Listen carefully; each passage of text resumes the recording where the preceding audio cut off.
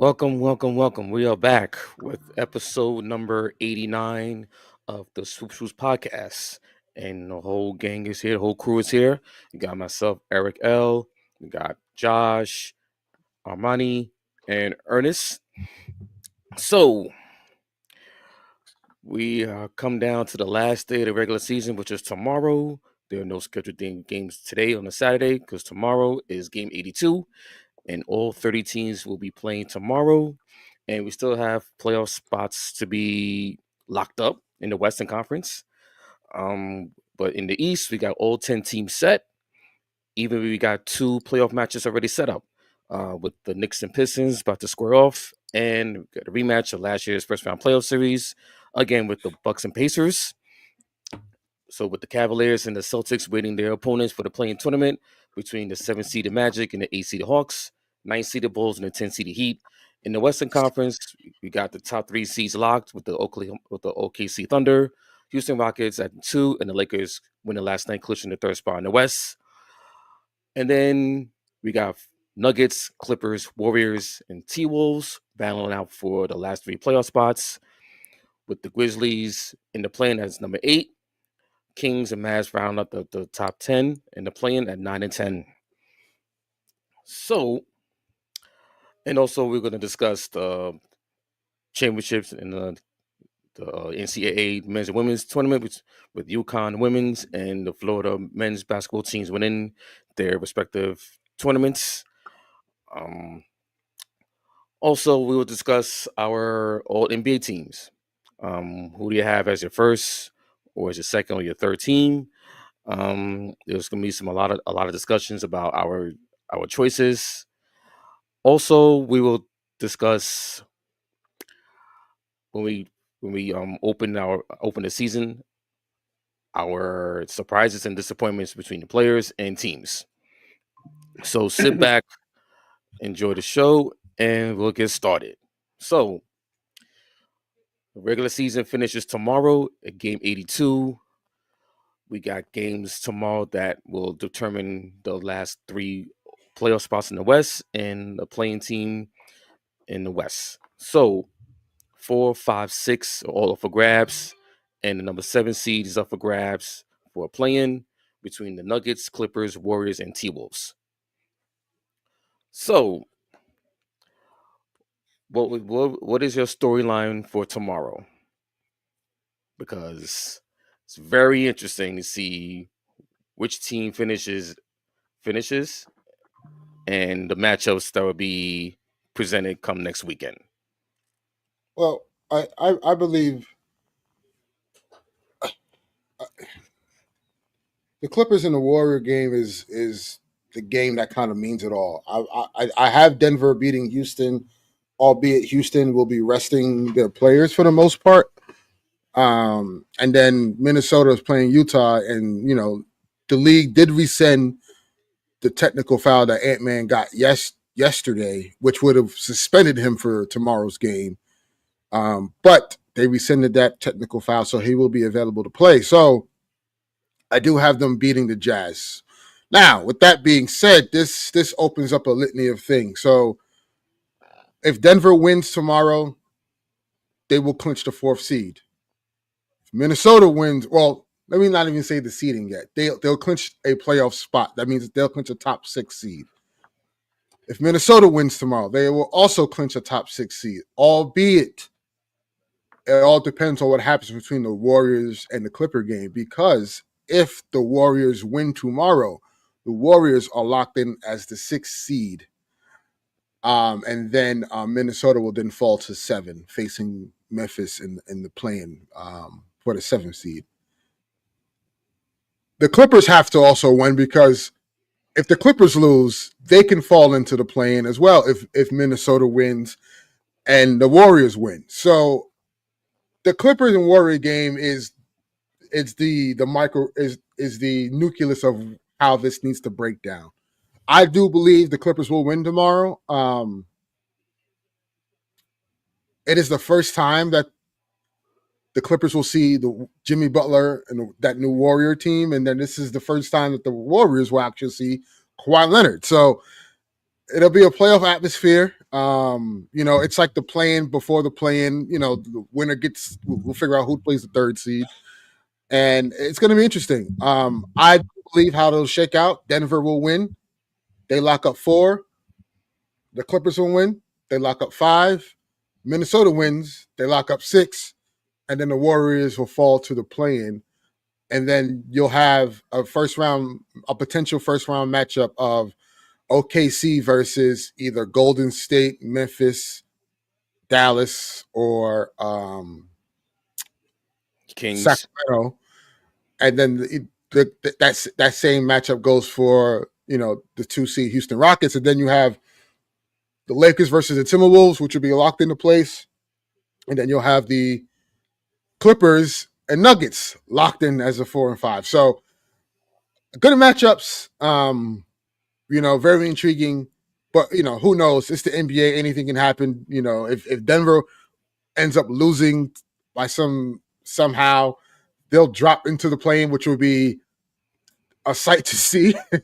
But evidently, I think what will shake out is we'll get Denver Clippers 4 and 5, Minnesota 6, Warriors 7, Memphis 8. Memphis 8, and 9 and 10 is Sacramento and Dallas. Okay. I think there's gonna be a shakeup. I think T-Wolves get the 4th seed. I think they win tomorrow. I think Houston's gonna play spoiler and beat the Nuggets. Just for a fact that what the Nuggets been through all this week with the firings of both the coach and GM, and I think it'll be a sight to see the Nuggets fighting for playoff lives in the play-in tournament with Jokic and the new coach, and also the question marks around Jamal Murray's hamstring, and I think it'll be real intriguing, and I think it'll be great theater for the NBA just to have the Nuggets in the play-in tournament after being in the top 2, top 3 all year long. Jokic having another MVP caliber season, but I can really see I can see the Rockets winning that game against the Denver Nuggets just to throw a monkey wrench in the whole playoffs and the play-in. So, and also the fact that the T-Wolves they'll have Anthony Edwards back.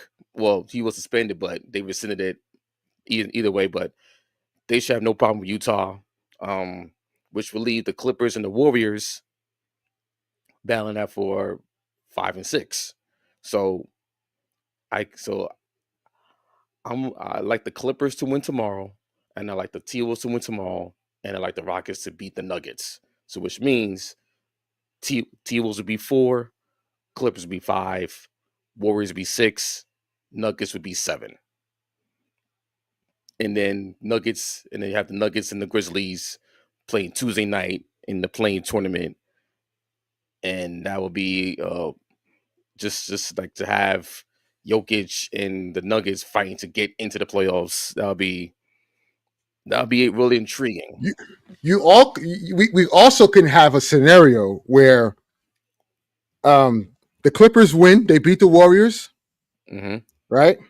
That'll put them at the 4th seed. The Wolves winning, that puts them at the 5th seed. The Nuggets losing, that puts them at the 6th seed, and then because the Warriors still lost, that'll put them at the 7th seed. So we'll get Lakers and Nuggets in the first round. So listen. Sorry, yo, put Javon comment up there. I'm not gonna ignore what he just said. This is yo, what yo, yo, me and Josh, we in a group chat with Javon. We in a group chat with Javon, and Javon's been doing his Jokic propaganda for the past week. Ever since where on the Knicks is he going to? It makes no how sense. are they getting him, bro? It makes no sense.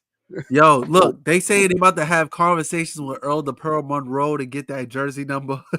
That's crazy. Bro, the conference, bro, they they did a chat GBT, AI generated picture of Jokic riding a horse with the New York City skyline in the background. Like that's the propaganda that's going on right now.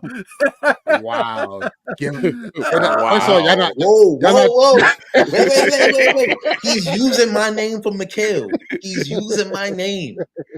Yo. Yo, we're, Javon, you know, we're I'm gonna get glad to you the speaking Knicks like we're I'm gonna get glad to you the Knicks speaking like very for soon me and because Mikhail. it's I know and I tweeted this and Eric, definitely replied to it, but there was a tweet that went out that gave me cause to pause about the Knicks and how they're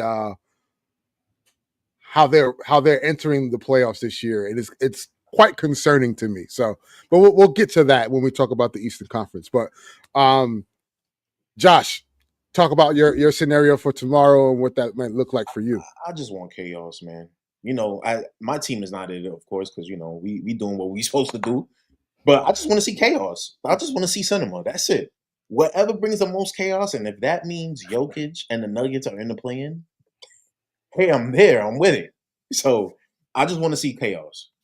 That's me. I'm giving a simple answer. I'm with Josh on this one, but for obvious reasons, as the biggest hater, you know what I'm saying? I want them Nuggets fighting the play-in. You feel me? Fighting for their playoff lives. I'm really not too worried who we're gonna be facing in the first round of the playoffs, but Yeah, not worried um, about that at all. not worried at all. But it just seems like a lot of I think the Nuggets ended up in the play-in would kind of like just be the cherry on top of just like their overall season. They had high expectations coming into the season, and then what's been happening to them in the past week is just kind of like, you know what, this is how it is. Now, do I think they win in the play-in situation? Absolutely. I think they beat the Grizzlies if it was to fall down that way. But I think it also silences that noise of the MVP debate because I feel like we didn't talk about it much on the last episode, but I feel like the MVP debate has ended like maybe 2 weeks ago. Don't get me wrong, Jokic had a 60-point triple double or something like that.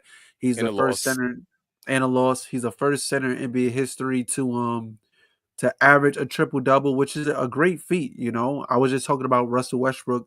Um, how he averaged a triple double 4 straight times on my YouTube video I just dropped.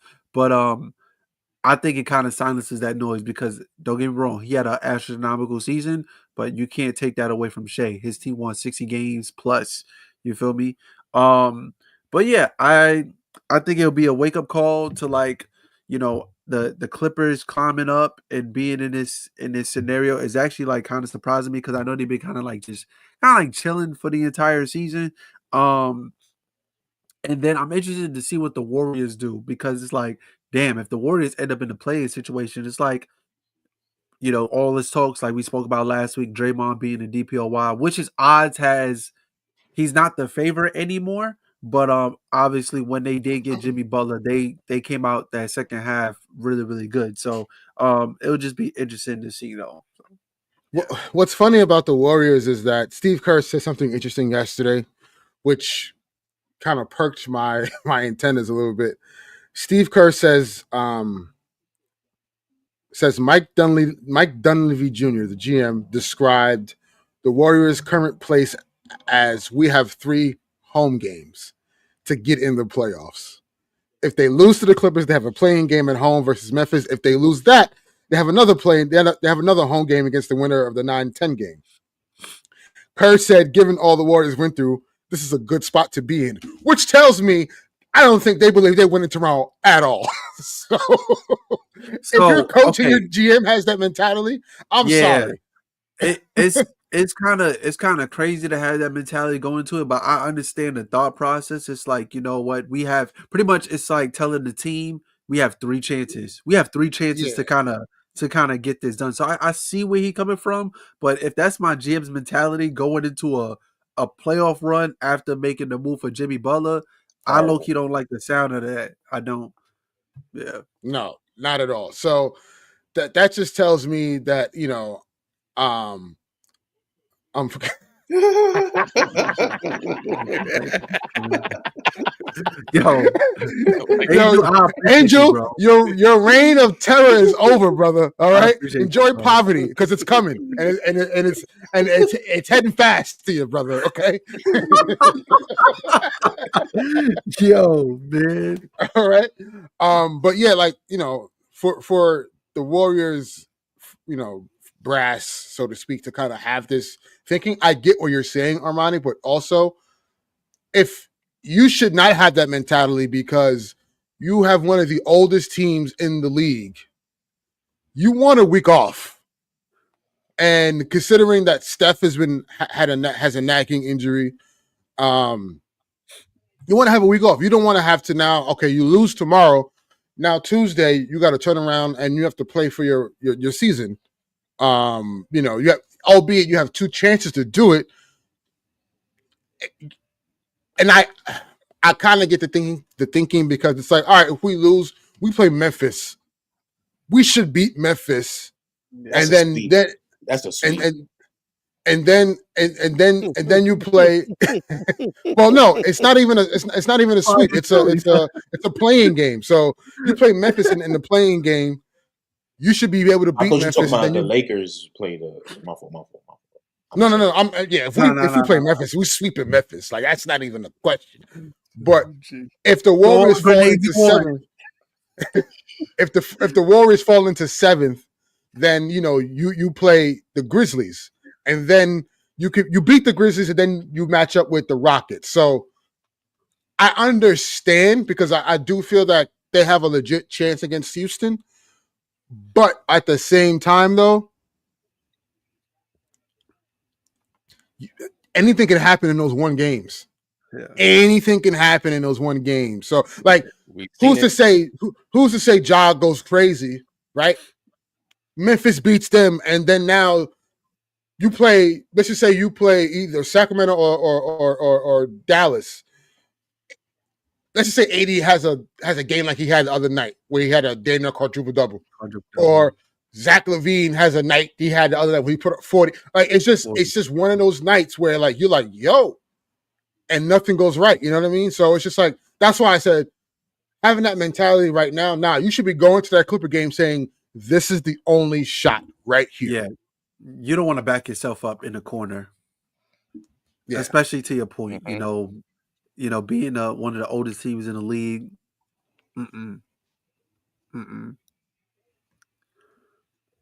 Yeah, so we'll see what happens. Obviously, it's going to be interesting how it all shakes out. It's a nice treat to have that before the playoffs and the play-in start. So, we'll see what happens. As we, before we get in deep and dive into the NBA playoffs, I want to just like take a quick pivot to the NCAA. Speaking of like one and done games, right? With the play-in, NCAA tournament was an exciting event, to say the least. Everyone had Duke, winning it all, and I don't know if y'all remember this. The last pod, I said Duke hasn't faced adversity, and the minute they face adversity, I am nervous for them, and it reared its head, and it just happens when you're a young team. Yeah. Like you could attribute that to just them being young, but also you can attribute to Houston's suffocating defense in the last 3 minutes. Yeah, it rattled Duke for sure. And ultimately that was their demise. And hey, you can't be mad at the last play. You put the ball in your best player's hands, and you say, take us home. Yeah, it's a win-win play. Yeah, and Cooper Flag was just short, and it happens. Yeah, he was short, and it happens. Doesn't take away from the incredible tournament and year he's had. To me, he has solidified himself. I mean, months ago, but he solidified himself as the consensus number one pick coming out. Yeah. Don't go back to school. And because it's there was this thing that I think I saw it yesterday actually, that he's doing some thinking about returning back to Duke for another year. He said I he has unfinished business. personally think it's because it could be of who might get the number one pick in the draft. That shouldn't matter though, because next No, year it shouldn't. you're not It shouldn't. guaranteed number one.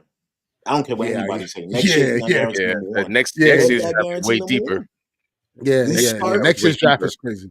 And this is what people like Bill Simmons and Ryan Russillo say. Start your max extension clock early. Yeah. You could Mhm. come in now and then start that early. You gonna wait another year, you gonna delay that just for what, $6 million in college? Yeah. You're making 12 in your first year. That's the number one pick. What are you doing? Yep. Yeah, for sure. So, we'll see.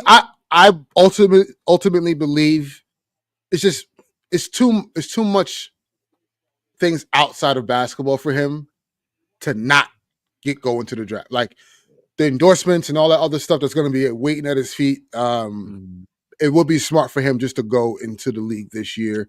Well, this draft coming up.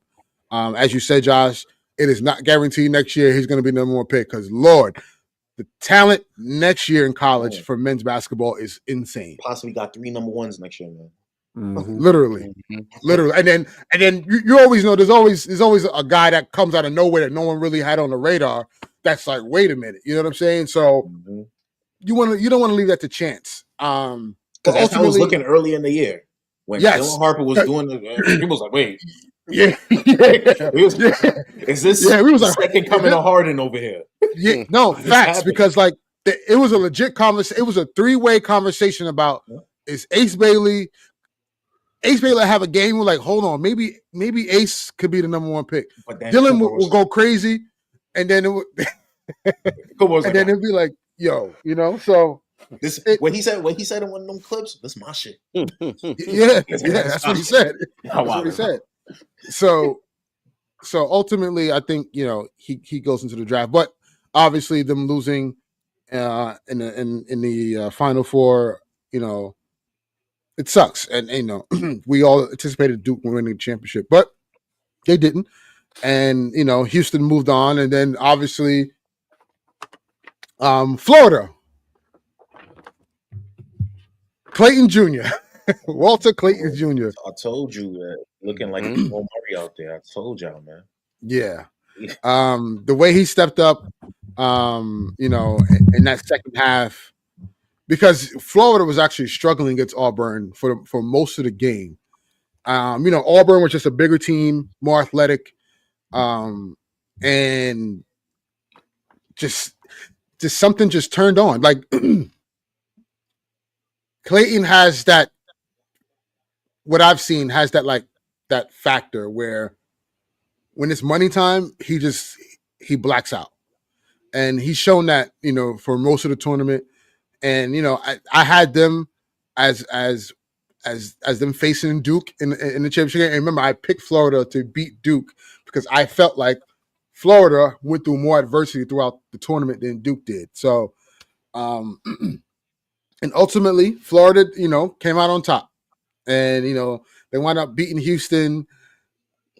And that terrible last possession from Houston was very questionable. You have to get a shot up. Like, it's too there's too much time. The yeah, there's not enough time on the clock. Shot the ball for all that. Yeah. They tried to run a whole set play, and it's like there's not enough time on the clock to do that. You're setting a back screen, a DHO, and setting the pin down for him to come up from the pin down. By the time he tried to go up for one shot, and then the defender was right. It's just too late. It's too late. So ultimately, Florida winds up winning the national championship and beating Houston. And, as we just talked about, next year's talent, I anticipate, next year to be pretty fascinating in men's college basketball. Yeah. Shout out to the UConn Huskies, Yes. We try to make it a little interesting with our see who will win, but we all know. Bro, the way they dominated South Carolina was crazy. I didn't see the game. I seen the footage of Dawn on the sideline, and I'm like, damn, why they got her going through this? Oh my god, it was belt to ass. It was, as Josh would say, it was belt to ass, man. to the point where now Malaysia is yeah, in the she's transferred. she's transferring. So Yeah. their Because best they brought in, players. because they brought in another guard, and it's just like, yo, I'm supposed Yeah. to be Yeah. the feature guard, and then you bring another guard. I am out. Yeah. Come on, man. I can see her going to. I don't know, but I can see her going to Notre Dame now that Olivia's going to TCU. You know what I'm saying? So there's a vacant guard spot. But who knows with these NIL deals and these girls and these boys coming out of high school and that whole recruitment process, the whole NIL thing kind of, I'm not going to say messed up, but it becomes. I would say this: it becomes an issue when, it's murky. It becomes an issue when OKC has a younger average age than the Auburn Tigers. That's a problem. Yeah. That's a problem. The only problem to me is when you, after one little problem, you're ready. You're out. Yeah. Some people I get, but it's like other situations like, yo, man, like you just gotta wait your turn, And dude from New York, Ian Jackson. I get why he transferred from St. John's. Yeah. Not from EJ. UNC. Oh yeah. I get why he's transferring and you use him well over there. That's not his play style. That's not his type. Get out of there. But like some of these other guys, it's like, man, what are you transferring for? Yeah. So what concerns me about that is that mentality and that culture from the college guys goes into the NBA. And I mean, you already have people already complaining about people teaming up and leaving franchises. Yeah. If they doing it in college and they going in with that mentality, like I'm an NBA player now, I can just do what I want. The only plus that is for NBA teams like scouts, you can be like, okay, they played in a couple different systems, so you can see like, they know how to play in systems. That's cool. I feel like that's the only plus out of this, but right now I don't like it. But moving on from the NCAA, obviously, we got the draft coming up, and we'll see how that shakes out. May 12th, if I'm not mistaken, is the draft. Josh's name, May 12th. It could be the saddest day in my life or the greatest day in my life. I'm not gonna lie. Yeah. As it stands now, the Nets have a 6% chance of getting the number one pick. And here's the thing. So, Net fan base been going crazy. We've been crunching the numbers, seeing with these new lotto odds. And the 6th pick is the only pick out of the last 1 through 8, I think, or 1 through 9 that they did the research on, that has always stayed steady. Never jumped up. That's crazy. So I don't know. Maybe what you say? When it comes to probability, your odds are due at some point, right? Yes. Or we could just stay where we at. You know what I'm saying? That's true. So, Javon had a question. OKC and Houston had great regular seasons, great teams, playoffs, a different animal. Y'all think they in trouble for a first round exit? No. No, because OKC, I think they beat. Yeah, like if it winds up being Memphis, Sacramento, Golden State, or Dallas, the only competition I think they'll have an issue with is Golden State. But I think they beat them because of their sheer size. Yeah. Memphis doesn't have a chance. The Kings, no. I mean, the Kings will put up a fight, I believe, but I don't see them. And then obviously Dallas. I mean, Dallas is just. I mean, Kings will put up a fight against who? Hey, listen, I'm trying to be humble here. Close. And as far as Houston, though, Houston's interesting because I do think Golden State can beat Houston. I thoroughly believe that, only because their offense is very putrid at times. and That experience. and also the experience is not there. And do I believe in Jalen Green to not take ill-advised shots, or Dylan Brooks to think he's the man and taking ill-advised shots? Also, the Golden State and Houston, there is going to be some animosity there, with Draymond's antics and how Ime acts, and the whole thing they had the other day with Ime and Steph Curry. You know what I'm saying? And you throw Dylan Brooks into that mix, like it does get a little bit crazy. I do think that'll be great TV though. Cinema. And I do think the Warriors will have a psychological advantage over Houston, because like I don't know who you trust to get a bucket when you need it. Whereas if we've seen Jimmy Butler be a guy in the playoffs, we've seen Steph Curry do that. You know what I mean? And so we'll see. Outside of that, I think Houston beats Memphis, Dallas, or Sacramento. So I don't think to answer your question in totality, I don't think they're a first round exit unless Houston faces OKC. Anyone disagree? Or we're good with that? I'm good with that. I'm good with that. Yeah. Clean sweep on this pod. Yeah. As we transition, obviously, we talked about the Western Conference a lot. The Eastern Conference is very interesting because there's been a lot of talk. The Detroit Pistons have locked up the 6th seed, and they will face off the 3rd seed New York Knicks, and that's going to be a very good series. A lot of physicality in that series. But there are a lot of people out there that believe that the Pistons can actually beat the Knicks. As I want to hate on the Knicks, that is kind of ridiculous to me.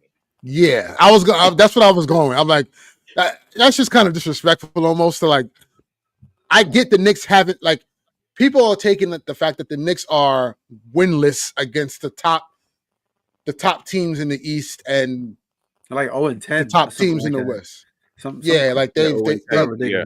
They lost. They're winless against the Cavs, winless against the Celtics, winless against OKC.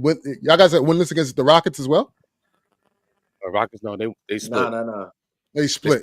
Yeah, they split. Oh, you're winless against the Lakers, the Warriors. Yeah, so and the Warriors, right? So like, I get that, but it's like, pump the brakes. Like, those teams are like, battle tested and they've been elite all year. I'm not saying Detroit has not been a very good team, but in a playoff setting, it's a whole different animal. The game slows up, and when a scouting report during the regular season is paper thin, but in the playoffs is a freaking textbook, it's a different ball game. Mm-hmm. This will be Cade Cunningham's first time in the playoffs. Also, Jalen Green. And all those guys. Holland, all those guys. But my thing is, the game slows down in the playoffs, and your opponent knows your plays in and out. You have to be able to get a bucket outside of Cade, who was going to do that for them. The one thing I think what people are trying to get at, because I think Cade is. Let me look it up. He's averaging 30 against the Knicks. Yeah, he's. Oh man, Wingstop, man. Wait, Wingstop. He's averaging 38 and 5 against the Knicks this season, and his last 2 games he had 36 each. So, and then the game before that was 29, 10, and 15. So, I think they're just going off that. Their best players going crazy, but in the playoffs is more than just that. Like, we're gonna need, is Malik Beasley gonna hit his shots? Is Tim Hardaway gonna hit his shots? Because we've seen it's gonna be there, you know what I mean? Yep. Because we've seen those 3 guys that you mentioned, Josh, not show up in the playoffs. Exactly. In their careers. They've historically have had bad playoff series in their careers. And that's when, obviously the playoffs are when the lights are the brightest. And also, like, I always look at, when you look at a matchup, you got to look at who are the dudes, right? Like, that's what the playoffs are all about. You got to have dudes that are just, again, your opponent knows your plays. They scouted you in and out. You have to be able to mitigate that by just being a guy to get a bucket. And the Knicks have two of those guys. You can sprinkle OG in there if you want to here and there, but they have legit two of those guys. He's been hooping recently. You have Cat and you have Brunson. Like I'm saying, like Knicks having like two guys that have performed in the playoffs. Like we've seen Cat do it last year. Yeah, Brunson obviously we've seen him go. Slipped my mind. He slipped my mind. I'm not gonna lie. Understandable. I was like, wait, who's he two? And then you said now OG. I'm like, wait.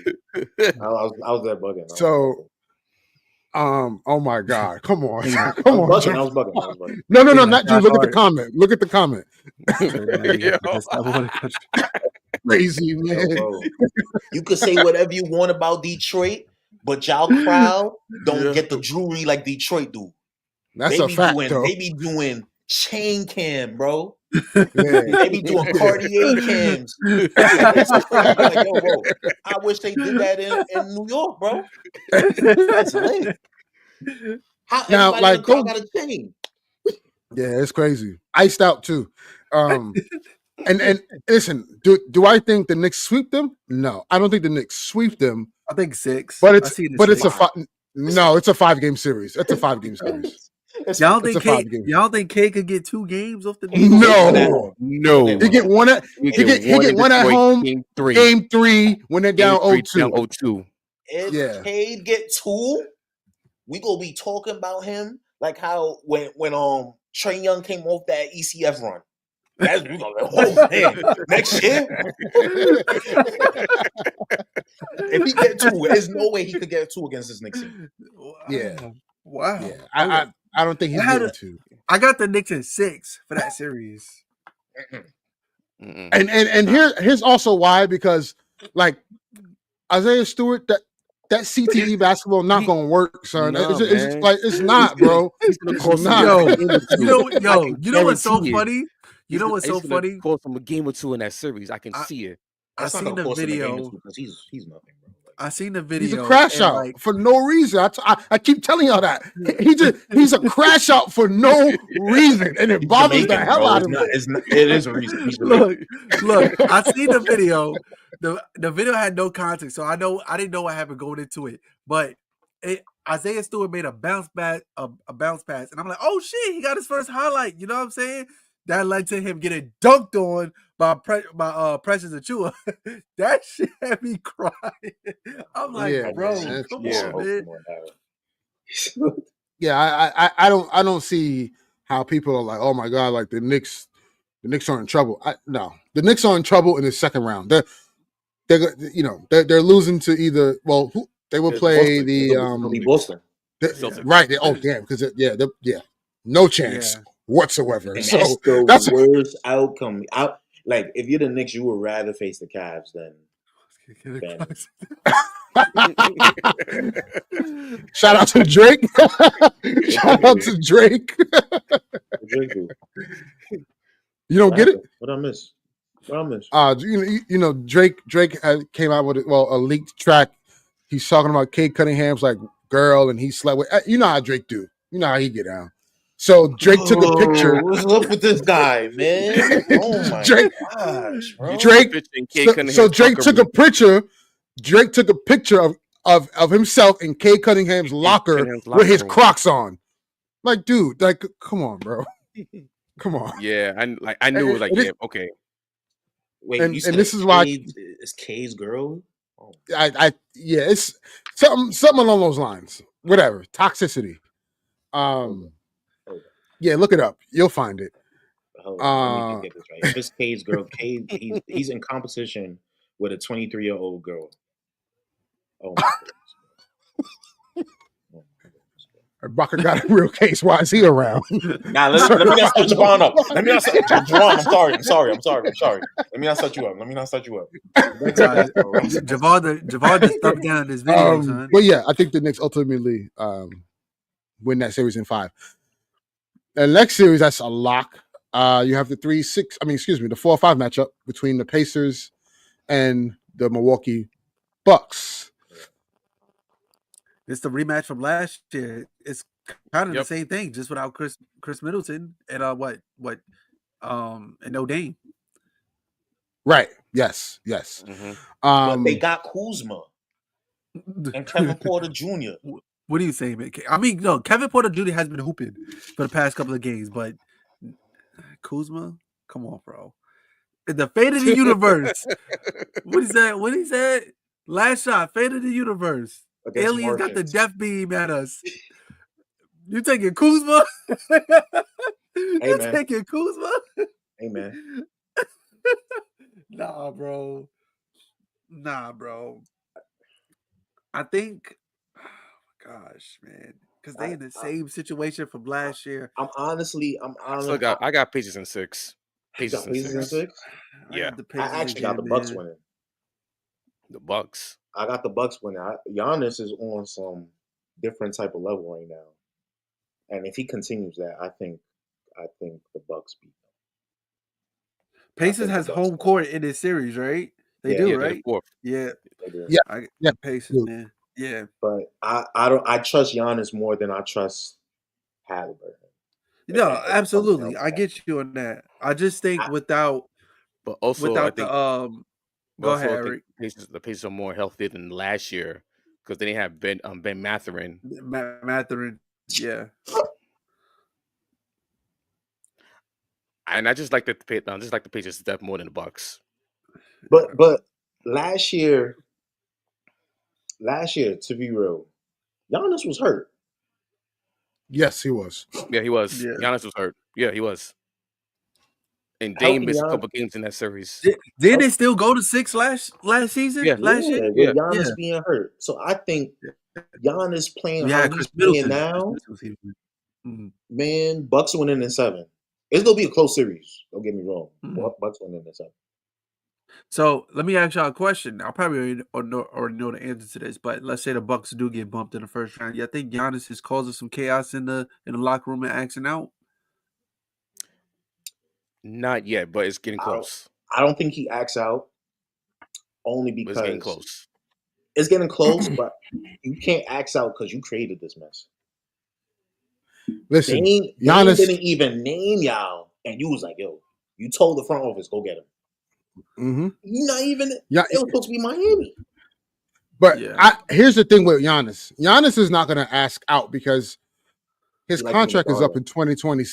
His contract is up in 2027. So he'll play out next year, and we'll see what happens. But there's going to be a team that's going to have some cap space in 2027. He's not wasting the year, though. I think if Dame is legit not healthy, you don't know what it looks like. You don't know what it looks like because he's not there. There's a saving grace. Like, yo, Dame wasn't healthy. Run it back again. 2 years they haven't been healthy, and so it's just like it's always going to be right. But also, Dame's not getting any younger. He's not. But my thing with you could usually tell it's getting to that point, like Eric said, of him creeping and let him know, like, yo, I'll put the pressure on y'all if this not happening. But at the same time, guys like Giannis, just like Dame did, they want to be liked. So he's not going to come out outwardly and say, I'm out of here. It's not going to be like that. It's going to be a slow burn. It's going to be a slow burn and how he demands his wanting to be traded. Yeah. So I don't. And then obviously, the play-in game, you have the 7th seed, the Magic and Hawks. You have the 7th seed Magic and the 8th seed Hawks, and then you have the 9th seed Chicago Bulls and the 10th seed Miami Heat. Yo, these dudes live in the play-in, man. Every year, the East. It's always that matchup. It's always that matchup. And it's those 3 you teams. always count them in, man. It's those y'all 3 was teams that almost live in in the that play-in. combo until this year. Y'all was almost there with them. Yeah. We the play-in champs. Yeah, but no. Whoa! What? The Lakers were what? Play-in champs. Did you know the Lakers before we got Luka? I think people forget the Lakers were the 4th seed before we even got Luka. No, I'm saying before this year though. Oh yeah. Oh yeah. I was with them with the Hawks and the Bulls. It's like, yo, it's a shoo-in. Yes. We all know Lakers, Bulls, and Heat playing. We already know that's gonna happen. Yeah. I just don't understand the Magic. You could kind of understand the injuries they went through. I see because they supposed to be guaranteed. And they started. Remember, the Magic started off hot. Yeah, they were the 4th best team in the East. Yeah, so that's gonna happen. But yeah, to your point, Josh, like it's always been Miami and Chicago in the East, and the Hawks. I'm gonna give you a fact, yo, Soup's Nation. Trae Young is undefeated, man. He is. He is undefeated. All that slander on his name. He's never lost in a do or die situation. So actually, yeah, so last year. Take that money line. Last year. Last year. He did last year. He lost last year. Oh, he lost last year? Last year. Last year. Don't put your life savings on it. Gotcha. I mean, look, AD is undefeated too, so we know you may never know. Nah, the shots at 80 is crazy. Y'all different. I'm not. Nah. What? I see how you turn on AD, Ernest, but I never turned on AD. I low key want AD back. I would say this though. A lot of Lakers not losing Luka, like add him on. You know what I'm saying? Like you and Monty, you did what? Turn it back on AD? How? When was there a moment that you can record? Yeah, like. I was talking crazy. When did we ever turn? It was a Mavs game, and he was like, "You see, this is why." What are you talking about? The Mavs I think it was Ernest. I think it was Ernest. Other night, you didn't no. I think it was Ernest. Let me see you on money. I take that back. I think it was Ernest. Ernest said something crazy about 80. I'm like, yo, what the hell? I never said that. The other night, you didn't hear nothing from me. Yeah, I didn't even speak about the Dallas game he had. It was something on Twitter. You said something, and I was like, "Yo." I didn't say anything. I don't. Yeah. And you started laughing. I was like, "No." All right. So what I said was, that you know how AD, Armando, you know how like when AD was on the Lakers, he would get double teamed a lot, and he kind of didn't know like what to do with the ball. And that's how he was like mitigated. So the Lakers did the same thing to him. And I was like, well, like we played the Jokic defense on him. Like it's just you know, and it's like, this is why we couldn't beat the Nuggets. This is why. I was like, yo, nah. Shout out to AD, man. I genuinely miss AD on the Lakers still to this day, and I hope we can get him back on the roster somehow, some way. So. That would be a crazy script. Oh my god. Oh my god. I thought Mavs fan was crashing out now. Oh my god. There was some shorty. She was like, "I don't like the Lakers. I don't like LeBron." They asked her.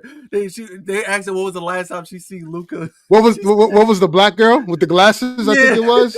Yeah. She was sad, bro. She's like, I don't like the Lakers. I don't like LeBron. And bro, what I was gonna say was.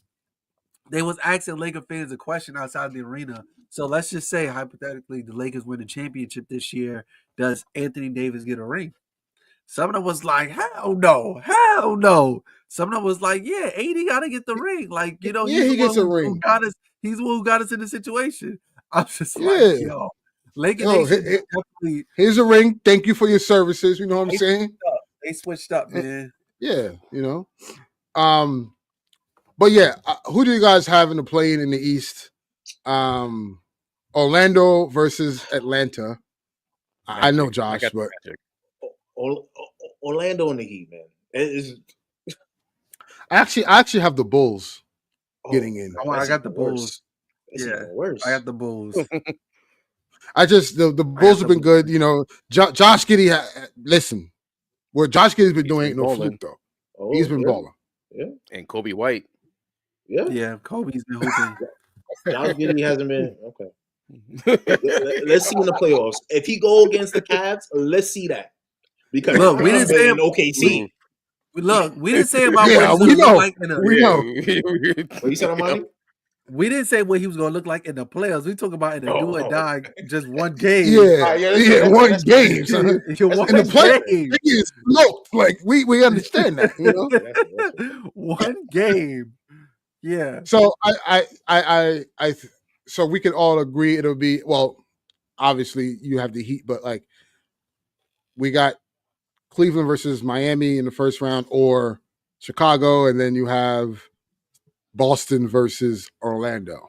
Yeah, only thing I hate about this matchup with the whoever wins and becomes the 7th seed is like, I remember last year we was all saying that we had wanted the Magic to play the Celtics because we felt like they matched up better.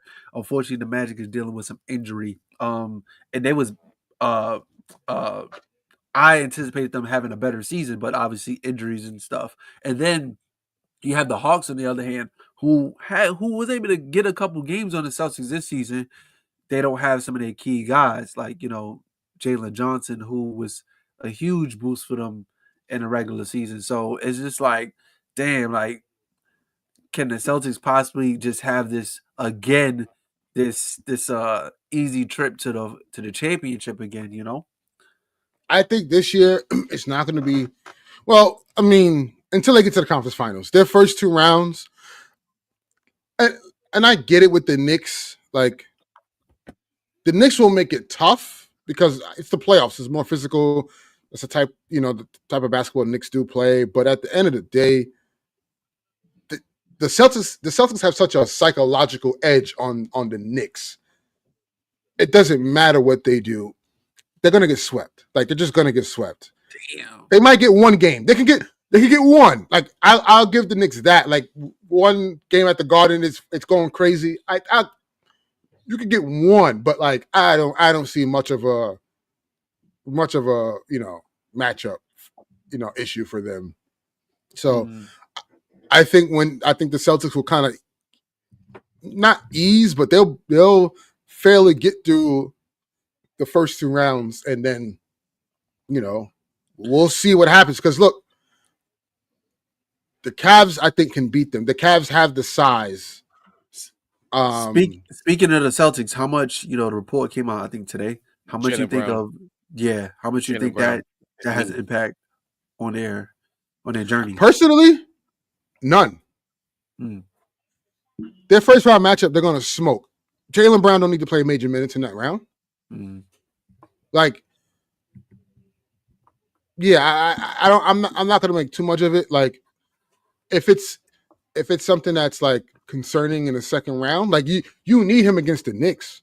Yeah, you know what I mean. So if he's not healthy by the second round, then you have a serious problem. Then at that point, then I start to question and say, whoa, wait a minute now. If Jaylen Brown not healthy, the Knicks can beat the Celtics for sure. So we'll see, man. But ultimately, I think it's going to be Cavs and Celtics in the conference finals. The East is kind of like made up, I think, in that way. And yeah. And then in the West, obviously, a lot of things have to happen, but I do think we get Lakers and OKC in the Western Conference Finals. I truly believe that. Woo! And I am not extremely, but I am very confident that we can beat OKC in a 7-game series. I'm very confident in that. So, look, if Luka don't get ejected last game, we beat them again. Yes, absolutely, we do. Calling it. Absolutely. I wasn't watching the game in real time. I just knew that we was up. The next I get a report saying like, I know it was a close game, but I get a report saying that Luka got ejected. Next it was kind of like a blowout. And I'm like, yo, what the hell happened? Yeah, so and I'm like, bro, come on, man. Lakers are up 108-107. Luka gets ejected. And literally the next play down, Vanderbilt gets a tech because he stared down Caruso after he blocked Caruso. And it just went left from there. So I don't like what's up the refs on stare downs lately. I don't know. Yeah, I don't like what that's the emotion of the game. Like what I'm so confused. You know what I mean? Yeah. But meanwhile, like it's crazy because if what Draymond did oh my gosh against Houston, he's clapping in the face of the ref. And he's telling the ref, call it. Anyone that could get away with that. Yeah, And that's crazy. yeah. Like, Because that's the stuff that I'm like, y'all got to be consistent with. I see Tatum get texts for just doing a clap. He not doing it in no direction. He just frustrated at himself, and they give him a text like, what? Yeah, I feel like some refs has a point to prove, and some refs just like, what's the word? But also it's like, yo, the fans ain't come to see you. And on top of that, as a ref, you also have to have the wherewithal and understand, like, yo, there is a fan heckling him. Yeah, like you're standing right in front of the fan, basically. And you can hear it. You can hear him. You can hear him, and Luka is looking directly at the fan, and the ref was like, "Nah, he's talking to me." And there was no time for conversation. Like, yo, like everyone was like, it was to the point where the fan got a freaking post-game interview from Dave McMenamin, and he was like, "Yeah, I always talk to Luka like this." What? I didn't see that. Oh, I'll send it to you. Oh, nah, come on, man. So that's what made it worse. It was like, yo, even the fan, Houston got an interview. You know what's crazy? What was you saying? End up facing, go ahead, Josh. What you said, Josh? Houston playing all their boys tomorrow. If we end up playing, if we end up playing the Thunder, I can see them like just making a big moment out of having this fan at the game. I can definitely see that. Yeah, for sure. And shit, he might be in the front row. Shit. Yeah. But, well, listen, I think the playoffs this year is going to be a phenomenal watch, and we'll see what's going to happen as everything unfolds. But before we close, we want to obviously all NBA. Two more topics I want to cover. All NBA. All NBA has been an interesting conversation because obviously with the 65 game threshold and things of that nature, I'm going to run down my All NBA team, and then we'll go around the room and see if we could agree, disagree, and who do you guys have as well. Obviously, we know it is positionless, so it's not like we need a center or whatever the case may be. But I have Jason Tatum, I have Jokic, I have SGA, I have Giannis as my 4. Yeah, that's my 4 as well. My 5th one, I'm torn. What's your team again? Giannis. What's your team again? SGA, Jokic, and Tatum. And my 5th one, I better not hear the name. I better not hear. It better not be who I think it is. LeBron James. Don't tell me so. LeBron James. No. So LeBron James. No, I have. I'm actually torn between Donovan Mitchell and LeBron James. LeBron. That's the debate with me. That's the debate. Well, not with LeBron. LeBron is not even in the equation. It was really Donovan Mitchell because I feel like the Cavs been dominating because of the team success. Yeah, it's just like not the stats are not like so like. Ooh. Yeah, it's not loud. It's not loud like yo. Yeah. But you know what's loud? Cade Cunningham. Yeah. I was about to say, Cade Cunningham is a worthy candidate of All NBA first team as well. Anthony Edwards is another loud name. But I think Ant-Man will be. I think he'll be second team. Yeah, I think Ant-Man is second team for sure. Yeah, So I'll say that the 2 possibilities for that 4th spot, because I feel like we all can agree on who the 4 is, right? Giannis, Tatum, Shea, Jokic, right? That 4 is a lot. I just feel like for that last and final spot, I think the 2 who's kind of like fighting to get that is Donovan Mitchell and Cade Cunningham. But the media. What about Steph Curry? So what about Steph Curry? I was about to say, yeah. I think he kind of, I don't know. I think he kind of fits in that tier with Ant-Man. For number 2, All NBA number second team for sure. Wait. Before you continue, so here's a point I want to make. So if because I know we talked about this in the last episode, if K gets All NBA first team, does he win the Most Improved award? He shouldn't still. No, because Dyson Daniels deserved that award, bro. I'm sorry. His totals, he's doubled all of his statistical categories from last season. And like we it said, should be Dyson Daniels. He approved. Like we said last pod, bro. You got picked first for a reason, man. Yeah. Exactly. We expected you to do this. Is Zubac a candidate for All NBA this year? Third team, yes. Third team. I don't have him All NBA. I actually have him on All Defense. Clippers are one of the best defensive teams, and he's one of the main reasons why. Do the defense first? Would you put him over Şengün as All NBA? I would. I think Şengün gets in, but Şengün gets in because the Rockets need a representative. Yeah, they're the second seed. Yeah. And it's like you can't throw anybody else on the Rockets. Right. Yeah. Right. Yeah. Mm-hmm.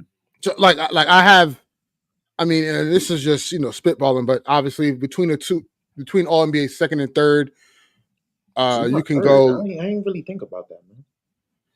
But because look, you got to understand the 65 game threshold. A lot of guys are not qualified, not qualified. Yeah. So you gotta like it opens everything up. Yeah, because Cat is second team. Who? For sure, Cat is second team for sure. Yeah. Cat, I personally like all trolling aside. I have Donovan Mitchell as first team because of the record. I just think you have to have someone from the best team on first team. And all year, albeit Cade. I do think Donovan deserves that. Yeah. Second team, I have Cade, LeBron, Ant-Man. That's 3. Şengün is crazy, man. Yo, you gotta throw Steph in there rather than Şengün. Yeah, but it's for sure. Because if LeBron, I don't think Brunson qualifies. No, he does qualify. Does he? He does. Oh, so Brunson and Cat should be second team then. Yeah, Brunson and Cat should be second team. He played his 650 last night. Okay. Yeah, so Brunson, Cat, LeBron, Ant-Man. It gets tricky. What about Halliburton? Did KD play 65 games? Nah, KD didn't because he got injured the last 2 weeks. He got injured the last 2 weeks. He would have been the second team All NBA for sure, or third team. Either one, he would have been in. Yeah. It gets tricky, and this is what I was saying too. Like the whole CBA stuff, owners, the cheap owners that fought for this, now because the 65 game threshold, if you have guys that are borderline All NBA, knowing that if no one got hurt, those guys wouldn't sniff it. But now it leaves the door open. You're gonna have to pay Jalen Williams exactly big max now. Because guess what? Jalen Williams, they might put Jalen Williams third All NBA. Yes, exactly. And now you're looking at the pipeline. You're like, oh wait, I got to pay him how much? Yeah.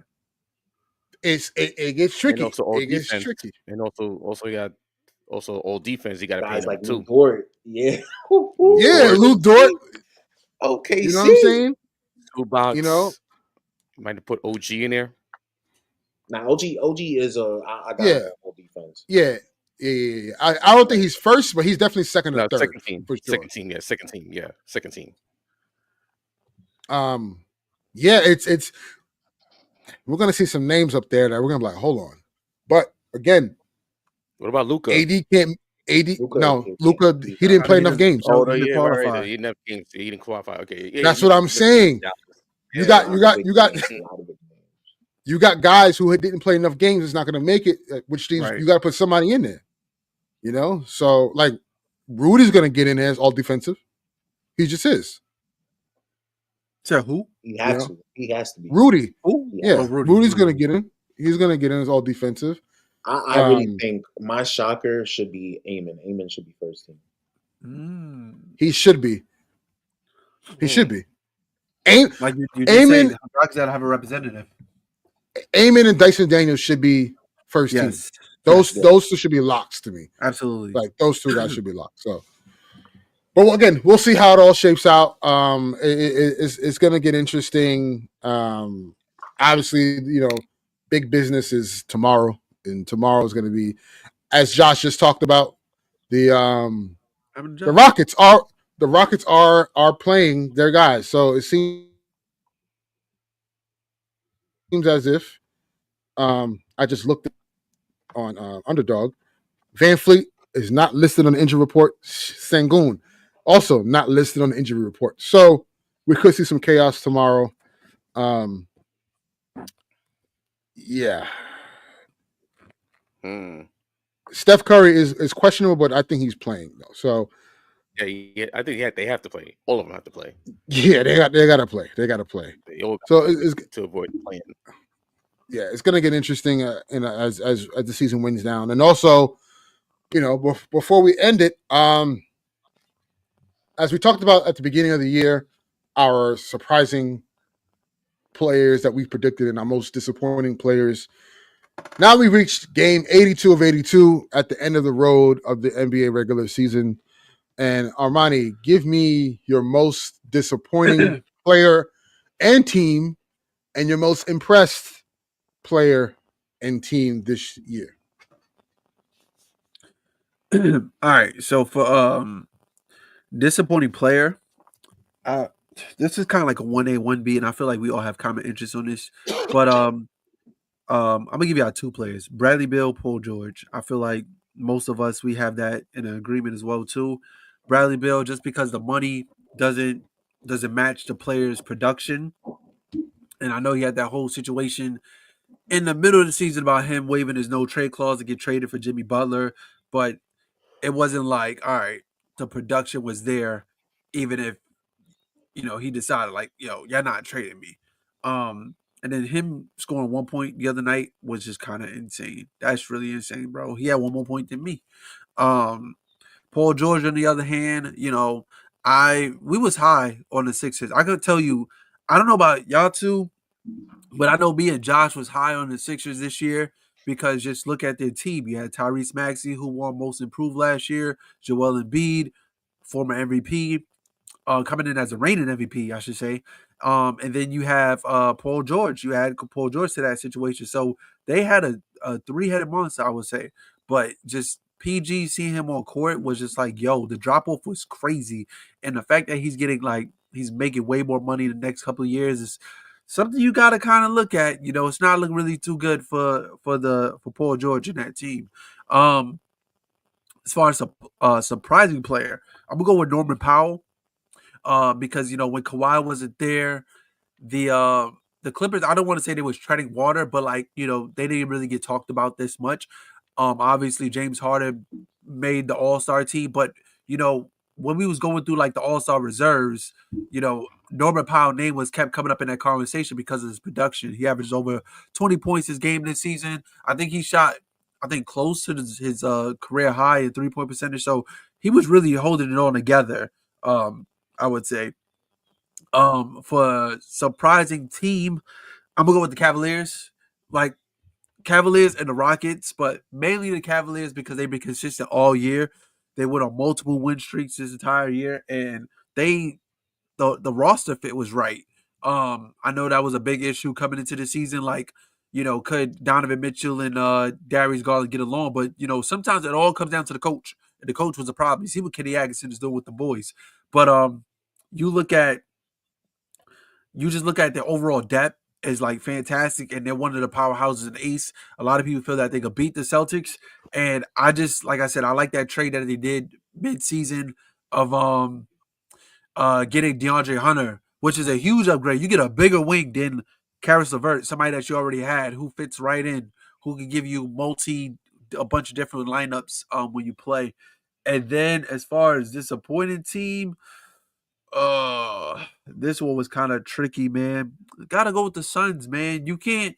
I know it's a cop out, but you can't have a big three in D Book, Kevin Durant, and Bradley Beal and not make the playoffs. Like that's kind of wild. That looks kind of crazy. So yeah, that's my take. Eric, So as far as my surprise team, I'm gonna go with the Detroit Pistons, a team that finished with 14 wins last year, first team in NBA history to quadruple their win total from the previous year to the following year. Gonna finish with either 44 or 45 wins. Um, I figured that they will improve, but not like to a point where they will make the playoffs. So it's a good job by them. Um, um, uh, it was it's a successful season on their part because what they've been through the last couple of years and being one of the worst teams in the league to now be making the playoffs, not the play-in. So it was a more testament to JB Bickerstaff and getting invest there, just to like have the Pistons play confident basketball and be competitive. So now they're they're a playoff team, ready to go, ready to like step into the big the limelight, and see what they can do come next week. My other surprise team, um, um, hmm, other or if you don't have one, you surprise could go to team. disappointing. You could go disappointing as well if you don't. Yeah, I think. Well, my most disappointing team, I know the Suns, Sixers. I'm gonna say the Miami Heat. Um, it's not as it's real strange to see them like collapse the way they did, albeit the whole Jimmy Butler situation, but just to see him like not be just like collapse like the way they did, and even though they'll still play after tomorrow is I think they need a change in philosophy, a shifting change, because the whole Heat culture, way to win the way, keep on winning the way we're gonna win. I think it's time for like a new philosophy change, and and also I'm not talking about Eric Spoelstra, but Pat Riley. So I just think that the whole organization needs a kind of like a reset, not a total reset, but like a philosophy reset. Okay, Um, and Interesting. yeah, and give us your most surprising player and my most disappointing player. surprising player. Um, hmm. Surprising player. Hmm. Interesting. I mean, I'm gonna go. Jeez. Hmm. I wouldn't say surprising, but Kobe White. Um, the way he's been playing, like there's not enough has been talked about Kobe White. Um, if you remember, last he's won Eastern Conference Player of the Week the last 2 weeks in a row. Yeah. Um, and it's like now you can like legit say that maybe you could build around him, and maybe they can get some more pieces to like build around Kobe, and maybe if Josh Giddey shows up in the playoffs and get out of the play in the playoffs, maybe they have something in Chicago Mm, instead of okay. being like in the middle in the play-in. Like, are you going to be competitive? Are you going to be a playoff team? Are you going to do something with the front office, are you going to still be in contempt or to stay in the middle? Because Right. Chicago, they haven't had a actual contender since Derrick Rose and Tibbs been there, and it's been much longer since Jordan and the Bulls. So I think it's time for them to like really like start really building around Kobe White, and if they can get something in free agency or in the draft, and also maybe if they can get something out of Josh Giddey, then hopefully they get the ball rolling. Yeah, for sure. They need something. Yeah. Yeah. Most disappointing. I'm gonna say Paul George. Like Sixers, they just like tanked, and it's like injury with Joel Embiid. He just had another knee injury a couple of days ago. Paul George, like coming into that to the Sixers with that contract, and just like it was a no show. It was basically a no show for the Sixers the entire year. So I don't know what moves they can make in the off season. They're gonna have a top 6 pick, but Paul George, like they're gonna have to make a decision. I know they gave him the contract last summer, but with the new CBA, it's like I don't know, and he's getting older, and he's more injury prone. So Yeah. Yeah, and I'll go last before we end it. Most surprising team to me has been Detroit. I didn't think Detroit, after winning 14 games last year, to now as a top 6 seed this year. I mean, you got to give them props. Most disappointing team. I'm gonna go with Memphis, man. Like I think Memphis should have been better. Obviously there's a lot of stuff going on with them, but like just the team as a it just doesn't look good. And I thought they'd be better than what they were this year. Obviously, they jumped up too early in the season and then fell off a cliff. So, and then my most surprising player, I'm gonna go with another Chicago Bull, and that's Josh Giddey. If you didn't know, Josh Giddey is the 3rd player in NBA history to have 1,000 points, 500 rebounds, and 500 assists. The only 2 players to ever do that besides him are Jokic and LeBron. That is nothing to sneeze at, I believe. So I think there's something there with Josh Giddey with the Chicago Bulls as his career unfolds. And then my most disappointing player,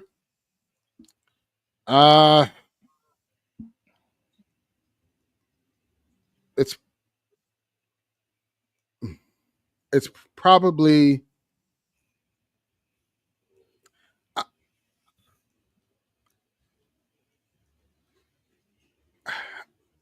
I don't know if it's disappointing, but I'm gonna go with DeMar DeRozan, Zach LaVine. This the whole thing of Sacramento, like that. I don't know what they're doing. Yeah, I don't know what they're doing and how they thought it was gonna be successful this way, and it's just it just doesn't look good at all, and no one knows where they're gonna go. What's the direction of the squad either. So yeah, I mean that's not really on. That's not really on. No, that's mainly on like on the front office in Sacramento being dumb as hell making that move. Yeah. It's typical Kings, man. Yeah, come on, man. And honestly, then you know what? My most disappointing player, Mikal Bridges. You can't trade 5 picks for a guy who can't highly inconsistent. Yeah, like he's on notice. He's on notice. Where he going, Eric? His ass is on notice starting next week. Okay, where he going? Like Mikal, he ain't getting left off the hook by me. No. Yeah, like if I had to pick a player, it's gonna be Mikal Bridges, because if you trade 5 first-round picks for somebody, you expect them to produce at a level to where I would be okay if Mikal produced like I think Mikal would have been acceptable if he was on par with Austin Reeves' averages. Like if he produced the way Austin Reeves produces, cool. Then that's fine. Those 5 picks are justified. But like, you can't have consistent games where you score less than 10 points. And take less than 6 shots a crazy. game. That's crazy. It's crazy to me. You know what I mean? So, yeah, I'm going to go with my most disappointing player as Mikal Bridges, and my most surprising player would be Josh Giddey. So he's supposed to be producing like OG producing right now. Well, not to that extent, but in that same realm.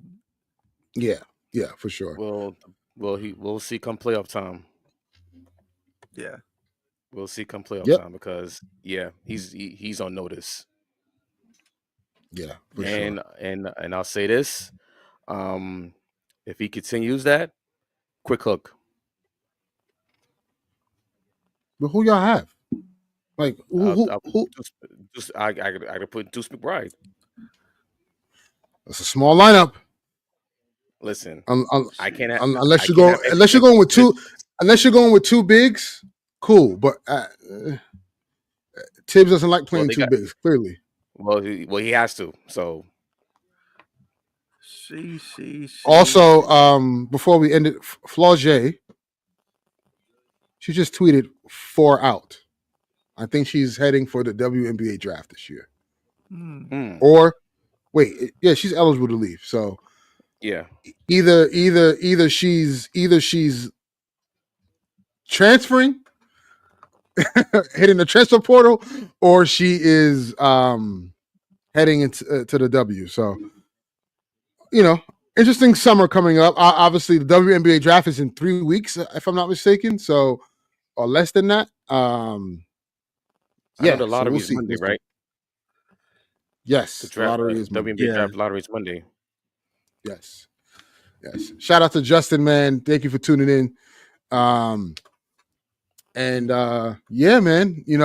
We got an exciting day of basketball tomorrow. It is war. I mean, it feels very good, to not go through the stress of playing for positioning as a Laker fan, as that's been our reality for the last couple seasons. And this year we're a top 3 team. We're good. So we ain't gotta deal with that playing, man. Oh my gosh, man. Yeah. Oh my God, bro.